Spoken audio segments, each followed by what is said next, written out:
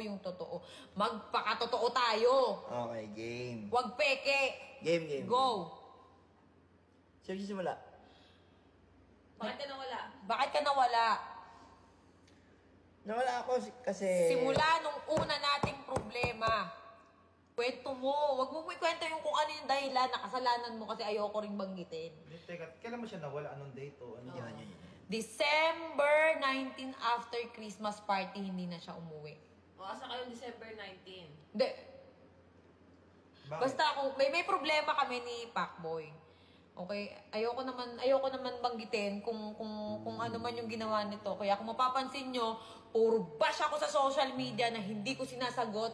Naglabas lang ako na, ay may boyfriend na ako, naglabas na ako ng ganun. Wala eh. Doon ako naging masaya eh. Kumbaga, si Pacboy sa side niya, nung time na yon siguro masaya siya. Tapos ako, bumira ako nitong January. Sige, masaya na ako biglang. Ito na yung kasiyahan ko. Ikaw kasi ang problema sa'yo, hindi ka nagpapakita sa social media. Yun lang yung problema. Hindi ka nagsasalita. Kaya iniisip nila, depressed ka dahil sa akin. Dahil dun sa nangyari sa amin ni Tapang, kailan lang naman pumasok siya. Kaya nga. Pero, actually, mga idol, kasalanan ko naman din talaga. Kasi nung mga time na kailangan niya ako, yun na nga, yung nasa ospital siya. Wala ako nun. Halos inumaga na ako pauwi nun. Pero, ang totoo nun, kahit nagalit siya kasi yung time na nasa ospital siya, walang kasama yung bata dito sa bahay. Oo, hindi, huwag natin ano yan. Hindi reason, yung sa pagbo-boyfriend mo naman, hindi reason yung mga kasalanan mo na dahil nawala ka nung New Year, hindi yun. Teka lang ha. Okay, yung mga nangyari noon na sobrang stress na ako, na stress na mental health ko talaga na lagi ako na hospital, di ba? Yung time na yon, yun na yung nagkaka-problema kami ni Pacboy na. Actually, mahal namin ng isa't isa. Pero, walang kami. Kumbaga, ayaw lang namin pangunahan yung panahon siguro. So, parang tingin namin, nagkakapaan pa kami ng ugali. Tingin ko, may inaantay siya na gawin ko para mapulpil siya na sige, okay na to. Teka lang, maano? Basta yun. Nasabi ko na. Maano? Pulpil. Ano yung pulpil? Mapunan. Mapunan. Pulpil. Kumbaga, kunyari, parang may inaantay siya na bagay na i-improve ko sa akin. Pero tingin niya, hindi pa niya nakikita. So, parang gano'n. So, waiting tayo doon hanggang dumating tayo sa point na hindi na kami magkasundo. Actually, may mga away kami na tago. May away din naman kami na nakikita niyo. Ngayon, kaya kami magkasama ni Kalbo. Yan, kasi para ayoko nakikita siya na ganyan, na parang nahihirapan. Kasi nung hindi na siya nagpapakita, eto ha, lilinawin ko lang, nung hindi na siya nagpapakita, wala pa si Tapang noon. Wala pa sa buhay ko. Kumbaga, ayun nga, akala ko hindi na siya magpapakita, hindi siya magpaparamdam sa akin kasi ayaw mo nang umuwi, wala naman akong ginawa. Kung siguro, kasi masungit ako minsan sobrang strict ako sa bahay, di ba? Kaya siguro nagkaganon din to si Pacboy. Pero yung may bagay kasi siya na hindi niya talaga maiwasan, kaya sa utak ko parang sakit-sakit na parang ano bang kulang, ano bang kailangan kong gawin para itigil mo yung ganitong bagay. Parang, napagod na ako na parang yung binibigay kong love, hindi worth it. Yung binibigay kong payo, hindi tumatalab. Hindi ko na alam gagawin ko. Na parang, sige, subukan ko. Okay. Yun. Pero yung pagmamahal ko kay Pacboy, hindi nawawala, hindi lang pamilya.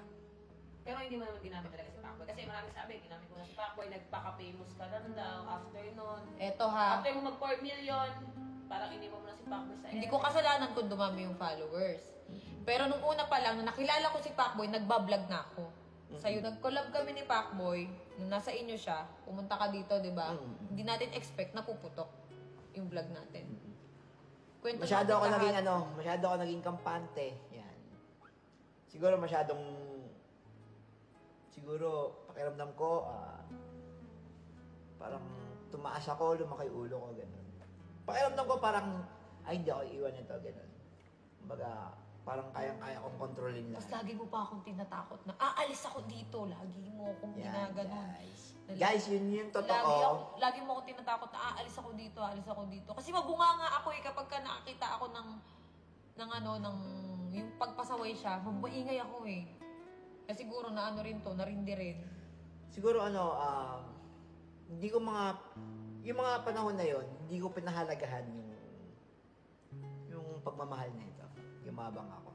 Kumbaga, Hindi kayo mabang na yung mayabang ka, ganito ka, hindi ka ganoon. Kumbaga, naging kampante ka lang. Na, hindi ako iiwan nito. Parang ganun. Daw bibitawan nito. Kabisado mo na ako eh. Parang isang suyo ko lang dito. Ganun. Yun, masyado ka naging kampante.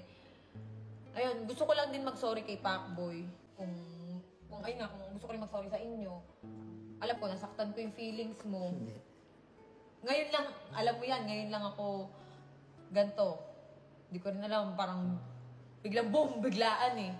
Siguro sa sobrang saya ko, hindi ko na namalayan na nasasaktan ko na pala si Pacboy. Hindi, pero wala ka naman sa eh.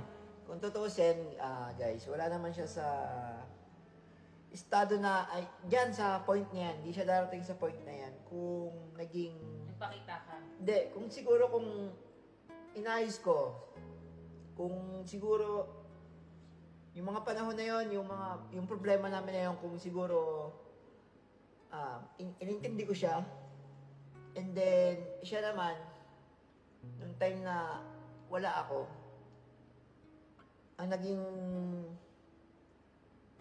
comfort zone niya is yung nandun siya sa Cebu.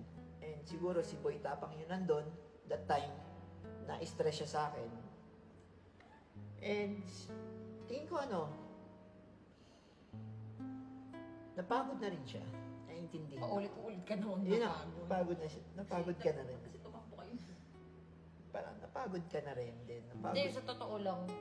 Pagod. Sa totoo nung nakita ko yung live nito, kasi hindi ako nagkulang eh.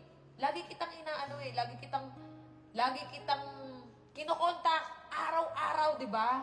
Wala pa ang tapang araw-araw kitang kinokontak, nasan ka, umuwi ka.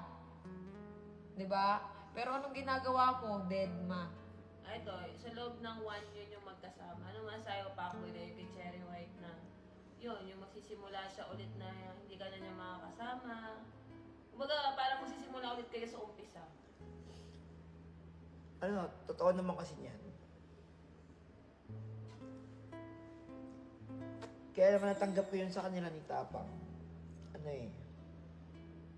Hindi ako tumingin sa hindi ako tumingin sa galit eh. Yung naging sila. Ang tinignan ko kasi dyan yung mga bagay na naitulong mo. Kung paano mo nabago yung isang Pacboy, kung paano mo natulungan. Di ba?